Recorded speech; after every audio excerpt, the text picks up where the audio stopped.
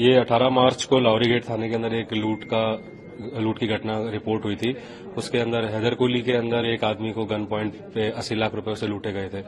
तो वो हमने उसकी जांच शुरू की और उसके अंदर ये था कि वो कुचा घासीराम से 80 लाख रुपए की पेमेंट लेके हैदरकुली आ रहा था। वो व्यक्ति उसे रजिस्ट किया तो इन्होंने पिस्टल दिखाई और उसके बाद पिस्टल से उसने फायर भी किया है और पैसे लूट के वो भाग गए। उसके बाद हमने जब तफ्तीश स्टार्ट की तो हमें पता चला कि इसके अंदर एक नहीं दो व्यक्ति शामिल हैं, एक जिसने निशानदेही की है, एक जिसने एक्चुअल लूट की वारदात को अंजाम दिया है। इसके बाद हमारी टीमों ने लाहौरी गेट कोतवाली और स्पेशल स्टाफ की 3 टीमें इकट्ठी लगी और उन्होंने जब इसमें आगे खोजबीन स्टार्ट की तो दोनों व्यक्तियों को हमने ट्रैक करना स्टार्ट किया।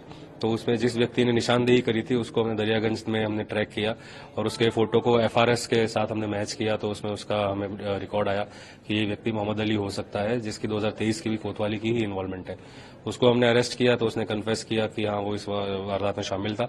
उसके इंस्टेंस पे जो दूसरा अक्यूज था जिसने पिस्टल दिखाई थी और रॉबरी की वारदात को अंजाम दिया था, जिसका नाम समीर था, उसको भी हमने अरेस्ट किया और उसके रेजिडेंस से फिर ऑलमोस्ट सारी रिकवरी हो गई। 79.50 लाख रुपीज हमने रिकवर भी कर लिए और जिस वेपन से उसने इस वारदात को अंजाम दिया था वो भी हमने रिकवर किया है। सर, कैसे पता चला कि जो शख्स है, जो विक्टिम है, उसके पास इतने पैसे हो सकते हैं?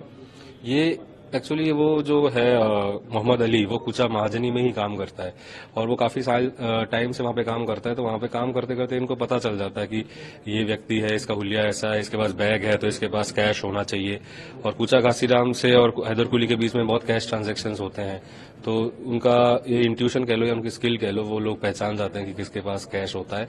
और इन्होंने रेकी भी करी थी कि कहाँ से पैसे कैसे आ रहे हैं, कैसे हम कर सकते हैं और कैसे हम एग्जिट करेंगे वहां से।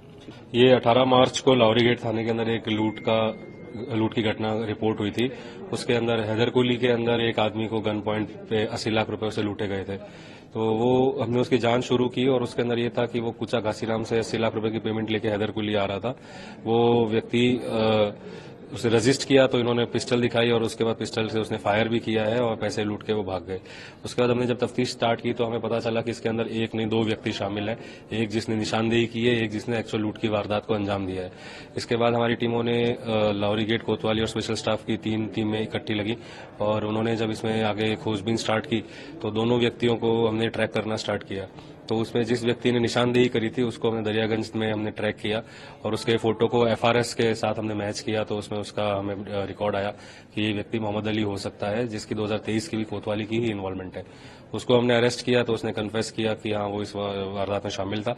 उसके इंस्टेंस पे जो दूसरा अक्यूज था जिसने पिस्टल दिखाई थी और रॉबरी की वारदात को अंजाम दिया था, जिसका नाम समीर था, उसको भी हमने अरेस्ट किया और उसके रेजिडेंस से फिर ऑलमोस्ट सारी रिकवरी हो गई। 79.50 लाख रुपीज हमने रिकवर भी कर लिए और जिस वेपन से उसने इस वारदात को अंजाम दिया था वो भी हमने रिकवर किया है।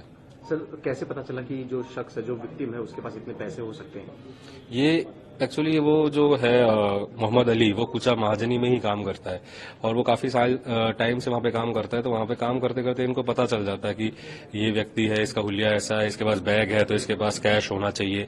और कुचा घासीराम से और हैदरकुली के बीच में बहुत कैश ट्रांजेक्शन्स होते हैं, तो उनका ये इंट्यूशन कह लो या उनकी स्किल कह लो, वो लोग पहचान जाते हैं कि किसके पास कैश होता है।